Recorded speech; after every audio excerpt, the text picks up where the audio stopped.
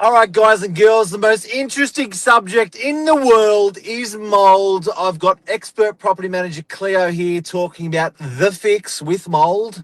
Can you get the same job done for $5,000 that costs you $5 in property management? We are experienced in this field. We're going to share our knowledge with you. Stay tuned.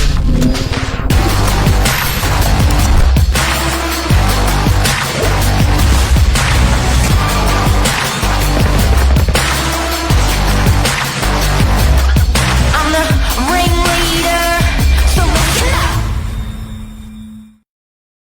Expert property manager of 500 years looking after 1 million properties, Cleo. How are you, Mark? It's been a little Good. bit. It's been a while. We haven't, yeah, it's been 5 weeks. We haven't done. Yeah. Yeah, I must admit I did enjoy a bit of a sleep in. But now we're Yeah. back to it. So, guys, tune in 7:45 every Thursday to get the property management expert insights. But today we're going to talk about mold. Why did you want to talk about this topic today? I don't know. I was going down this sort of Mythbusters attitude, and I was doing some training with the gang yesterday, and all my topics usually arise from day-to-day things we deal with in property management. So mold, obviously in winter, it's a big thing that comes up in rental properties with tenants, with even myself in my home, ventilating your property and just what you can actually do to help, because sometimes it can be a really big issue. Sometimes it's just a little issue, but if you don't tackle it, it becomes a big issue. There are these companies that do special mold cleaning.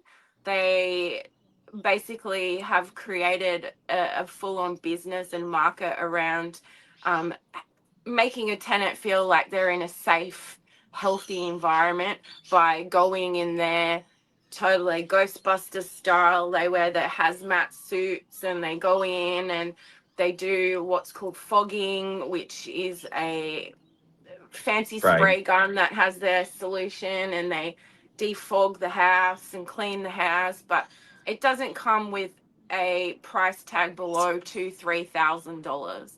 And then so you get that done, fantastic. Your tenant has peace of mind. It's been professionally mold cleaned, and then the mold comes back. It comes back. So what you want to do first, obviously, is treat the source, find out what's causing the mold. Usually it's a lack of ventilation. It could be from a leak. It could be structural. Sometimes it could be just because you're by the beach and you're in a ground floor apartment. This is always going to happen. No matter how much you Sikaflex all the windows or, replace the roof, do whatever, it's still going to come back. It's a structural thing that can't be changed. So then mold cleaning becomes a maintenance thing. So that's sort of where we were going along the lines with this topic. So our professional cleaner in the office, she does about 3 or 4 mold cleans every week, and she's very, very good. And when you have her, pardon?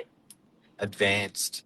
Yeah, she's advanced. She knows what she's doing. She does bathroom mold. She does, bedroom mold. You get mold on your windowsills. You get mold anywhere. It can be anywhere. And she has her solution, which isn't, rocket science. You only have to go onto, any of the websites, TikTok, Instagram, Facebook, ChatGPT, and they'll give you 1,000 home remedies for cleaning mold. At the end of the day, they work, and then it's a maintenance thing. Maybe twice a year you'll use them and clean it if you don't want to do it yourself. And I can understand that getting up there in those hard to reach areas for a tenant and even for anyone is annoying. So you want to get someone else in to do it for you. That's great, but not at that price tag of like $3,000-4,000.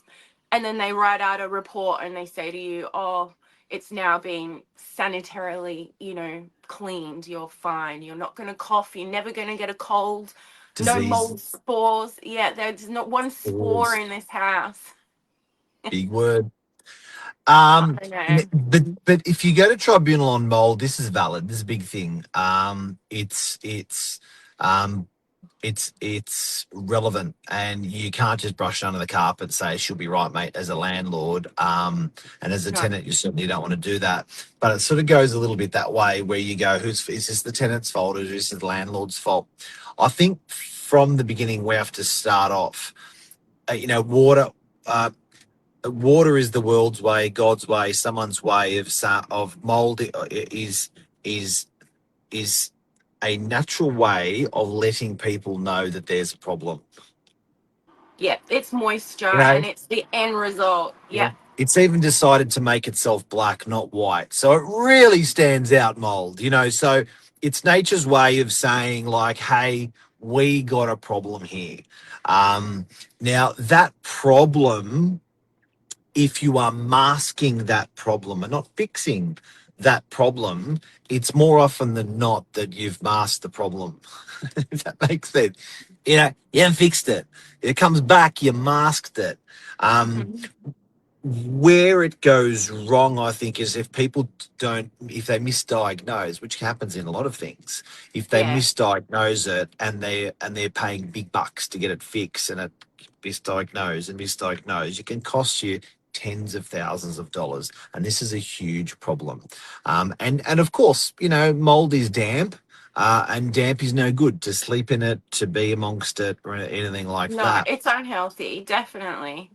We're no experts on mold. We're coming from a real estate agent's perspective of practicality, where we're fixing it, or attempting to fix it, and managing 2,000 properties and managing properties for over 20, 30 years. You get real good at it. So we sort of wanted to share that with you today, what we know and what we don't know.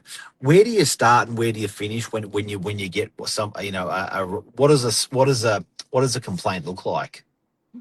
You'll get an email with photos. It's usually, if it becomes unmanageable for a tenant, they will email you the photos so you can see what they're dealing with.